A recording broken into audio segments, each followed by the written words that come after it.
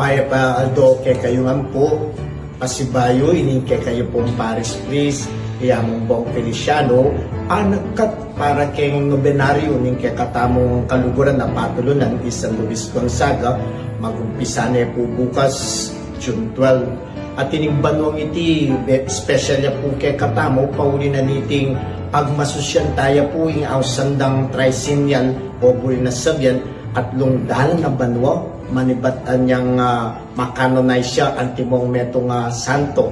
At yan pong banwang iti, bubuklat tayo iting selebrasyon tamo, kining katamong pamagnobena, ang gaya pong kabanwa, katutuking piyesta, ting kakatamo pong pamipasara, kaniting kayang at lundalan kapikaganakan kanyang mitalagaya para kay katamo ang timong metong santo. Sana po miyabe-yabe tamo kaniting special kapag masusyan uling kaniti gaganakan tamo ing kayang kabanalan tingwanan king harapan ng Diyos.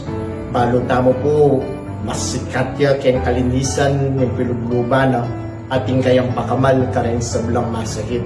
Anya kaniti pong banwa, special talang ipangadirin kay katamong kanukuran kimbye, daling masakit, banta king kapamilatan iting kay katamong 300 years, kapag masusyan king kayang pangasanto, tunepen mabiyaya tamong pagkalubana, nining pakamalan tamong santong San Luis, karen sa belang grasya ng kapaldanan.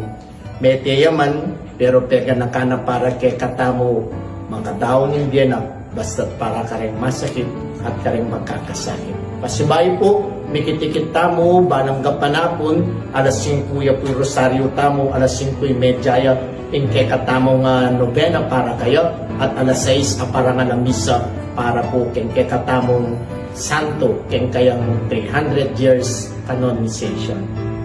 Mahaya pa el dopo kay kayuan.